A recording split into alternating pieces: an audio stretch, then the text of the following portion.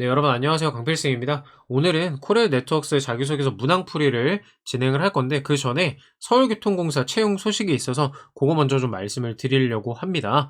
일단은 어제 그 임단협이 타결이 돼가지고 파업이 철회가 되었고요. 여기 내용을 보시면은 올해 660명 신규 채용 이후 협의를 지속 진행한다고 되어 있습니다. 그래서 일단 뭐 협의가 완벽하게는 안 됐는지 어쩐지 잘 모르겠습니다만 어쨌든 올해 채용을 진행을 하겠다라는 입장이 나왔습니다.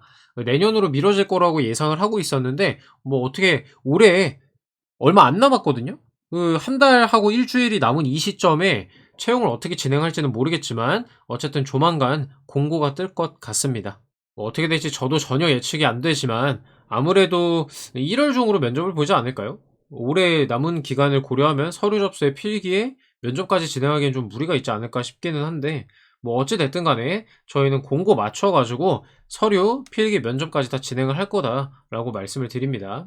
자, 그래서 제가 커뮤니티에도 글을 올렸는데요. 네, 저희 늘 그렇듯이 믿고 따라오시면 되겠고 최선을 다해서 또 지도해 드리겠습니다. 서류 필기 면접 다 듣고 합격하신 분들도 있거든요. 특히 신호분이 그랬고요. 양천구에서 멘토링 하신 분 사무분도 계시고 승무분도 필기 특강부터 들었고요. 후기 딱 3개만 갖다 놨으니까 시간 날 때 한번 들어가서 읽어봐 주시면 좋을 것 같습니다. 오늘은 코레일 네트워크스 자소서 풀이를 또 진행을 해 보도록 하겠습니다. 자, 서울교통공사 너무 반가운 소식입니다. 하지만 코레일 네트워크스도 지원을 해보셔라. 과감하게 좀 말씀을 드리고 싶고요. 여러분들 석유공 뜨는 거 좋지. 근데 이게 올인할 건 아니에요. 아시다시피 경쟁률이 100대 1이 넘고 굉장히 들어가기가 힘듭니다. 지금 제가 코레일 네트워크스 쓰라고 이렇게 강조하는 이유는 항상 그렇지만 여기서도 말씀을 드리는 건데 취업문이 점점 좁아지니까 일단 공공기관과 철도 유관 경험을 쌓자는 취지입니다. 그래서 원서 접수는 20일부터 28일까지 다음 주 화요일까지 진행을 하고요. 12월 1일에 합격자 발표가 있고 9일에 필기 전형이 이루어집니다. NCS 기반으로 전공 없이 진행이 되고요. 합격자 발표가 11일입니다. 면접은 바로 직후인 13에서 15일에 진행이 되고요. 최종 합격자는 20일에 발표가 나는 겁니다. 굉장히 타이트하게 진행이 되기 때문에 여러분들이 서울교통공사랑 동시에 진행하셔도 뭐 전혀 무리가 없고 지금 인천교통공사나 대구, 코레일 진행 안 하시는 분들은 여기를 써가지고 서류 접수도 해보고 필기도 직접 쳐보고 이렇게 약간 모의고사처럼 해보시는 게 서울교통공사 입사에도 도움이 많이 될 거다. 그리고 코레일 네트워크스 합격해 놓는 것 자체가 굉장히 좋다. 유관 경험을 쌓을 수 있고 경제적으로 뒤에가 좀 든든한 게 취업 준비하는데 굉장히 또 큰 도움이 되기 때문에 그런 말씀을 좀 드려봅니다. 저희 서류 첨삭도 이러다 코치님이 지금 진행하시거든요. 맨 하단에 내용 참고하셔가지고 서류 첨삭 받으실 분은 적극적으로 신청하시면 되겠습니다. 면접 특강도 제가 11일에 필기 전형 나오는 거에 맞춰가지고 오픈해가지고 적어도 한 번 이상은 진행하는 쪽으로 해보려고 합니다. 단기 특강으로 만들어서 합격에 좀 도움을 드릴 수 있도록 구성을 할 예정입니다. 자, 그래서 채용 인원 진짜 많이 뽑습니다. 일반직 5명밖에 안 되지만 우리는 여기 영업직 보는 거예요. 무기계약직 사실은. 여기는 인원도 많이 뽑고 교대 근무도 경험을 해볼 수 있다는 장점이 있습니다. 회사가 다른 것 뿐이지 영무원이랑 같아서 면접 때 굉장히 유리할 수 있다. 그 말씀을 좀 드립니다. 뭐 인턴도 9명이나 뽑습니다. 3개월 정도 진행을 하네요. 직무 내용 같은 경우에 6급, 일반직은 이제 경영계획, 마케팅, 사업계획 이런 것들을 하는 것이고 영업직, 광역철도, 그 다음에 간이역, 여객 매표, 질서지킴이 쭉 보시면은 영무원의 일을 동일하게 진행을 하고 있습니다. 급여 수준은 연간 한 2,400만 원 수준이고 그 다음에 체험형 인턴은 206만 원 정도 꽤 많이 챙겨주네요. 뭐 그렇다고 알고 계시면 될 것 같고요. 그 다음 서류 전형에 대해서 안내를 할 건데 우리 일반 철도처럼 적부가 아닙니다. 여기는 배수가 들어가요. 일반직 20배수, 영업직 10배수. 근데 질서지킴이랑 체험형 인턴은 5배수입니다. 생각보다 자기소개서 전형이 빡셉니다. 대충 쓰시면 조금 어려울 수가 있습니다. 그래서 이런 데를 자꾸 써보셔야 여러분들이 실력이 늘고 나중에 적부를 쓰더라도 수월하게 진행을 할 수가 있다는 점입니다. 필기 전형 아까 잠깐 말씀드린 대로 영업직 같은 경우에는 NCS 직업기초능력 100점 만점으로 진행이 되고 의사소통, 대인관계, 문제해결, 정보 조직에 여러분들이 어려워하는 수리, 자료 해석이 안 나옵니다. 합격자 배수가 5배수이기 때문에 꽤나 할만하고요. 면접은 다대다 경험 면접으로 진행이 됩니다. 저희 전문적으로 진행을 하죠.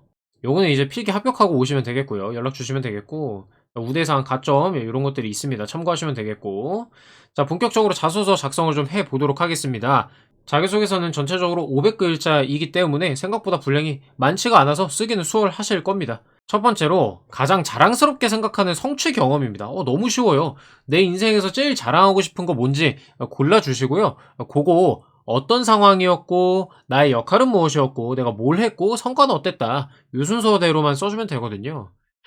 자, 의도는 뭐냐? 성공 경험을 봄으로써 이 사람이 뭘 잘하고 어떤 발전 가능성이 있는지를 확인하고자 하는 항목이라고 보시면 되겠습니다. 작성 방향. 내가 제일 자랑하고 싶은 가지고 있는 역량과 강점, 요거를 가장 자신있게 보여줘야 하는 항목입니다. 전문성, 역량, 능력, 태도, 성격, 어떤 거든 상관이 없고요. 그래도 가급적이면 결과물이 보이는 걸로 작성해 주시는 게 좋겠다. 그리고 가능한 지원 직무랑 관련된 걸로 써주면은 조금 더 좋을 것 같다. 경험을 얘기를 하고 내가 이 경험을 왜 가장 자랑스럽게 생각하는지 말씀을 해 주셔야겠고요. 어떤 행동을 통해서 어떤 결과가 나왔는지 순서대로 써 주시면 되겠습니다. 당연히 정량적인 수치를 언급하시면 더 강한 좋은 어필이 될 수가 있겠고요. 자, 작성 예시를 한번 보도록 하죠. 템플릿은 간단하니까 그냥 보시면 됩니다. 어학연수 후에 귀국을 해서 웹 프로그래밍을 배워가지고 개발자로 EBS 신규 홈페이지를 구축하고 3년간 성공적으로 운영했다. 대단한 거죠. 어학연수원 취업연계 프로그램으로 자연스럽게 접했고 귀국 후에 관련 업계에서 일하고 싶다는 생각을 했습니다. 사용자들에게 유용한 정보와 편의를 제공할 수 있는 일이 가치 있다고 느꼈기 때문입니다. 여러분들이 이런 거를 좀 많이 간과해요. 이런 생각들을 얘기를 잘 안 하시거든요. 근데 내가 한 행동의 정당성, 합리적인 이유를 붙여줌으로써 이 사람이 이런 생각을 갖고 행동했구나. 그래서 결과가 아래와 같구나. 이렇게 설득이 되는 겁니다. 자, 왜 가장 큰 성취였냐? 관련 정보를 안 해가지고 어려웠다라는 거죠. 그래서 이런 노력을 열심히 해가지고 내가 결국에는 3년간 9개의 사이트를 성공적으로 관리를 했다라고 얘기를 해주는 거죠.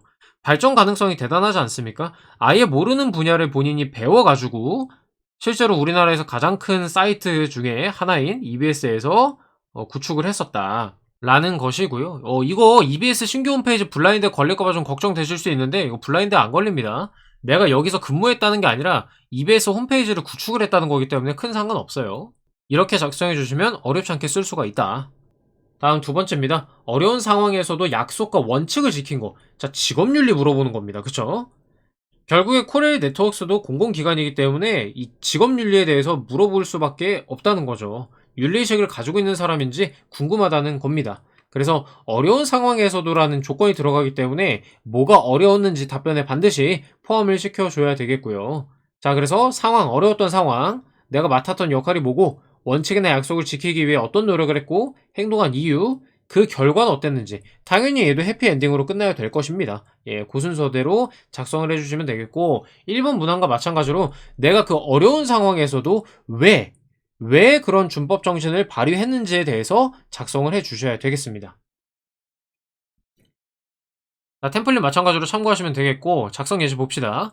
학창시절 학생의 임원 당시 예산집행 담당자로서 규정을 준수해 신뢰를 얻은 경험이 있습니다. 자, 여기까지만 보면 뭐가 궁금합니까? 어떤 어려움이 있는지가 궁금하겠죠? 아래 나올 겁니다. 학생회는 학생들이 납부한 학생 회비를 기금으로 해서 이런 것을 하는 운영의 주체입니다. 학생회 측에는 이렇게 제시가 되어 있었지만 관행적으로 잘 안 지키고 사용하고 있는 실정이었습니다. 그러면 예측이 되죠. 이미 학생들이 이러고 있었으니까 원칙을 준수하려면 원래 애들의 반발을 이겨내야 되는 그런 상황이에요. 네.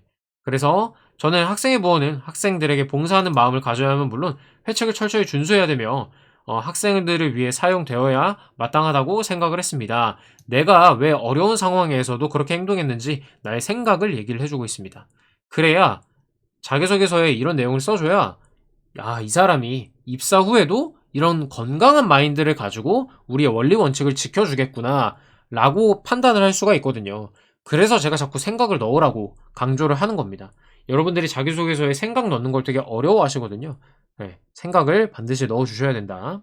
자, 5% 이내로 집행을 했으나 부원들의 반발로 적용이 쉽지가 않았습니다. 설득까지 했어요. 그래서 이런 모습을 보여줬습니다. 그러자 설득이 돼가지고 예산감사에서 가장 투명하게 운영하는 학과로 선정이 돼서 부원들도 뿌듯함을 느낄 수 있었다. 이렇게 해피엔딩으로 마무리가 되는 것이죠. 다음 질문은 제한된 자원입니다. 제한된 자원이라 하면 자원관리 능력을 물어보는 것이겠죠.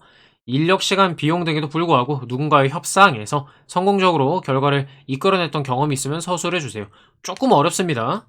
협상이라는 키워드가 나오기 때문에 대인 관계까지 신경을 써줘야 되는 것이고, 결과적으로 이게 다 잘 되면 문제 해결에도 해당이 된다라고 보시면 되겠습니다. 자, 그래서 일단은 첫 번째로 제한된 자원, 두 번째로는 협상이 있어야 됩니다. 그래서 이 상대는 팀원들, 부원들, 상사, 업무 관계자, 고객 누구든 될 수가 있고요. 어떤 소재인지는 크게 중요하지 않으니까 제한된 자원이랑 협상 요 두 부분에 초점을 두고 잘 얘기를 해 주셔야 되겠습니다. 자, 쭉 읽어보시면 되겠고요. 그래서 당시의 상황, 어떤 자원이 제한되어 있었는지, 내가 어떤 역할을 가지고 있었는지, 제한된 자원에도 불구하고 협상을 위해 무슨 노력을 했는지, 그리고 당연히 그 생각, 이유 얘기해 줘야겠고요. 해피엔딩으로 마무리를 해 줘야 되겠습니다. 이 순서대로 작성을 해 주시면 되겠죠. 두 갈씩이랑 당시 상황, 내가 맡았던 역할 설명해 주고요. 어떤 노력을 했는지, 그리고 그 이유, 결과 얘기해 주시면 마무리가 됩니다. 결과적으로 뭐만 성과를 이뤘습니다. 뭐 제한된 자원에서도 불구하고, 한정된 자원임에도 불구하고 이러이러하게 협상을 잘 마무리할 수 있었습니다. 이런 식으로 마무리를 해 주시면 되겠고요. 뭐 글자 수 나오면 입사 후 포부 써 주시면 되는데 500자라서 좀 쉽지는 않을 것으로 보입니다. 그다음 4번입니다. 지원한 직무와 관련해서 본인이 수행해온 노력과 해당 직무 분야에서 본인의 발전 방향을 기술해 주세요라고 되어 있습니다. 아무래도 우리가 직무를 뭐로 쓰냐에 따라 다르겠지만, 대부분 코레일 네트워크스 쓰시는 분들은 고객 응대, 안전 관리 이 두 가지 키워드를 가지고 쓰시면 되거든요. 그래서 일반 사무직을 원래 희망하시는 분들은 고객 응대 가지고 써주시면 되겠고, 기술직 분들, 뭐 승무직 분들, 이런 분들은 안전 관리했던 경험을 가지고 서술해 주시면 되겠습니다. 사실 이 부분을 제일 어려워 하시거든요. 지원한 직무가 거의 영무인데 내가 뭘 써야 되냐, 이걸 잘 모르시는데 고객 응대한 거나 안전관리, 시설물 관리한 그런 것들 작성해 주시면은 수월하게 쓰실 수가 있겠습니다.